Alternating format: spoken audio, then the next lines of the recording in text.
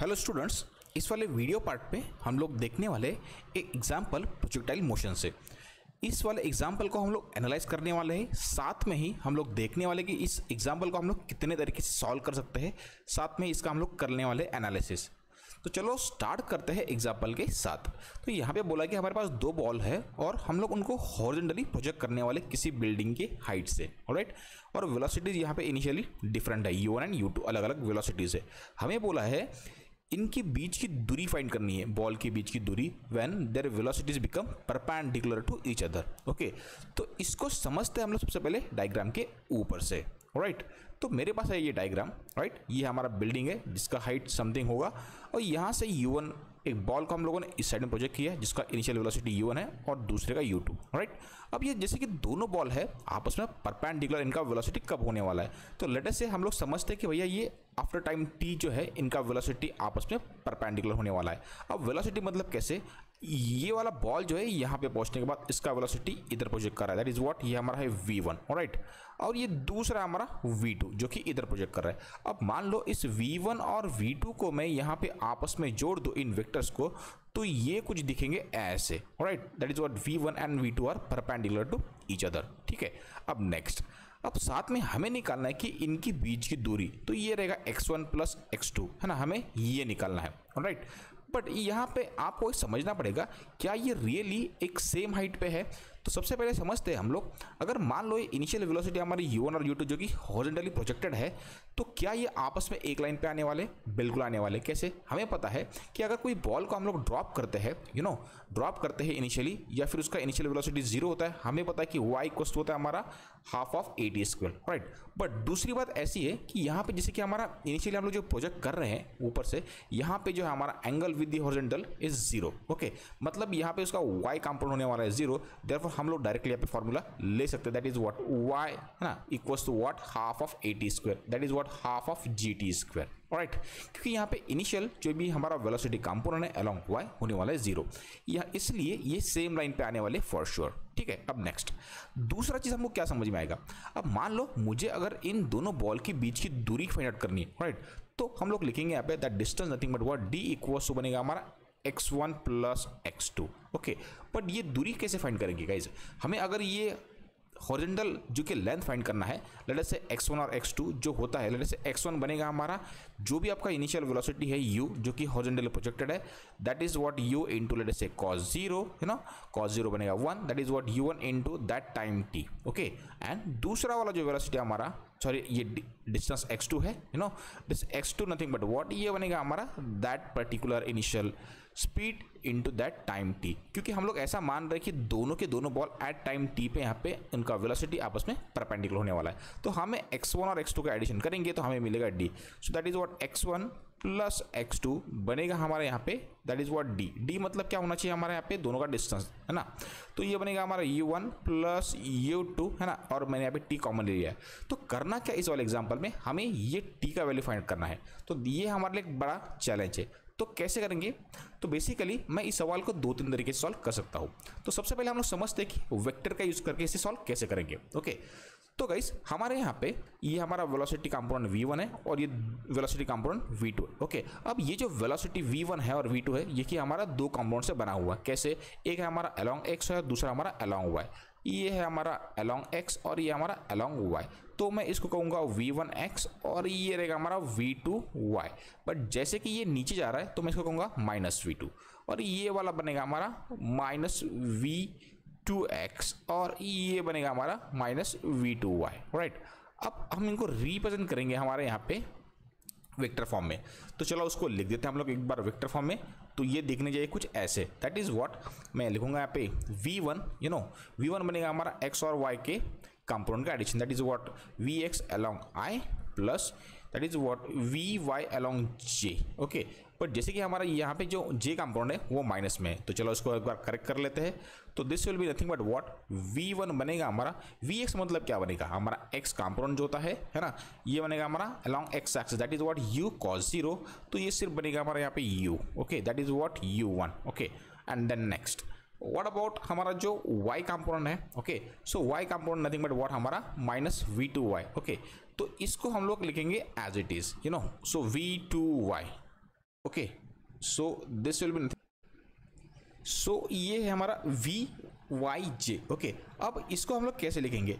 अब हमें पता है कि यहाँ पे जो हमारा y कंपोनेंट है 0 है, और हम लोग यहाँ पे लिखते हैं that is what v equals होता है हमारा u प्लस ए टी। तो यहाँ पे हम लोग डायरेक्टली यहाँ पे लिख सकते हैं a into D. Okay, u हमारा बन गया 0।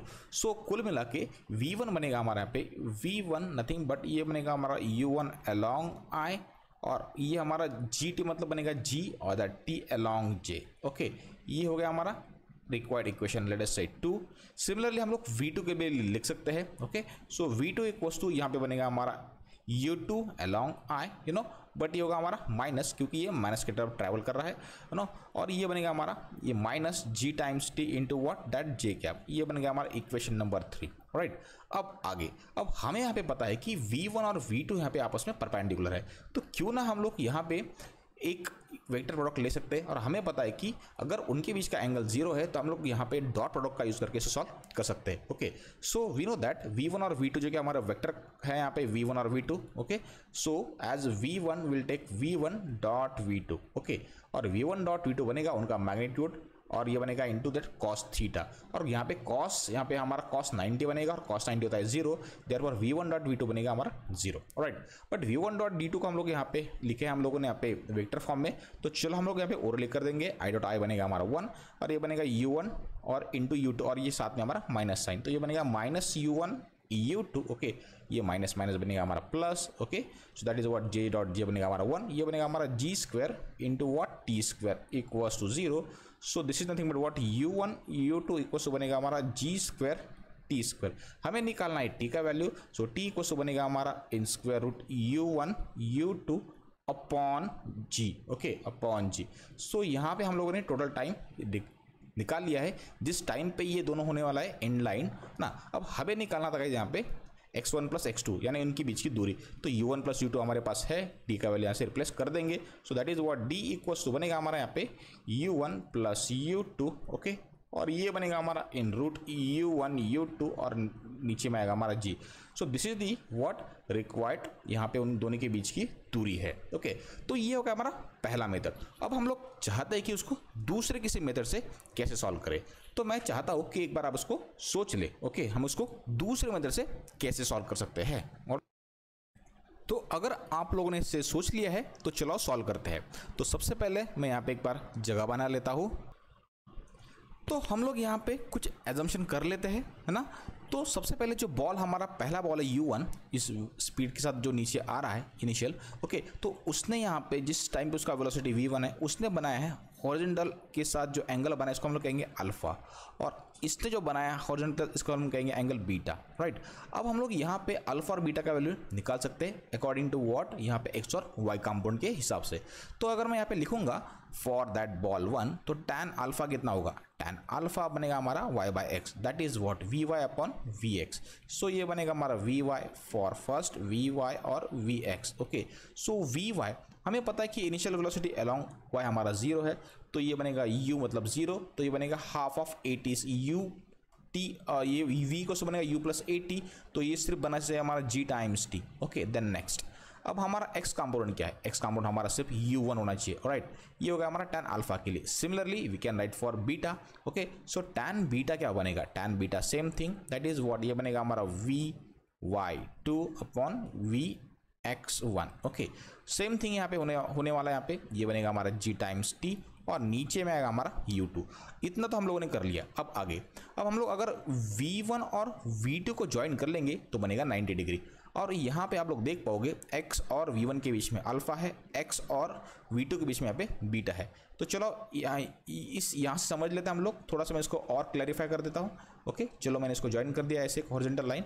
अब यहाँ पे एंगल बना लेते हैं और क्लियर हो जाएगा पिक्चर। ये बनेगा हमारा अल्फा यहाँ पे, और इस साइड में बनेगा हमारा बीटा। ये है हमारा अल्फा और ये बन गया हमारा बीटा। ओके, देखो अल्फा बीटा और ये बीच में 90, so basically alpha plus beta plus 90 को बनेगा यहाँ पे बनेगा 180। सो इनडायरेक्टली हम लोग कह सकते हैं यहाँ पे कि अल्फा प्लस बीटा बनेगा हमारा यहाँ पे इक्वल्स टू 90। मैं यहाँ पे लिख देता हूँ alpha plus beta equals to 90। Okay, so 180 minus 90 बन गया 90। अब हमें यहाँ पे ये पता चल चुका है, तो चलो अल्फा इक्वल्स लिखेंगे हम लोग 90 माइनस बीटा। राइट, अब दोनों साइड में अगर मैं tan लगा दूँ तो ये बनेगा हमारा tan अल्फा इक्वल्स टू बनेगा tan 90 माइनस बीटा। ठीक है।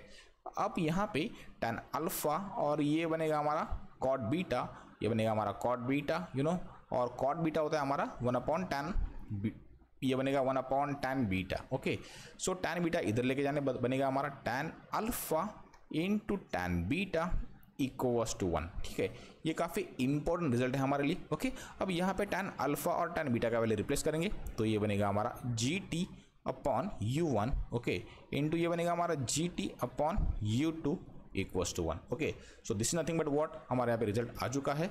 सो दिस विल बी, ये बनेगा G times G square T square U1 U2। सो यहाँ पे T इक्वल्स टू क्या होना चाहिए, T इक्वल्स टू बनेगा हमारे यहाँ पे in square root that is what U1 U2 upon G। Okay, जो कि हमारा पिछले रिजल्ट के बराबर है। हम लोगों ने यहाँ पे टी का वैल्यू फाइंड आउट कर लिया है। यही रिजल्ट हम लोग यहाँ पे पुट करेंगे तो हम लोग यहाँ पे x1 प्लस x2 का वैल्यू यानी ये कंप्लीट आंसर डी निकाल सकते हैं। ये हो गया हमारा सेकेंड अप्रोच। ओके, और मैं चाहता हूँ कि आप लोग थोड़ा सा सोच के इसका जो थर्ड मेथड है वो ढूंढ के निकालें। थैंक्स फॉर वॉचिंग और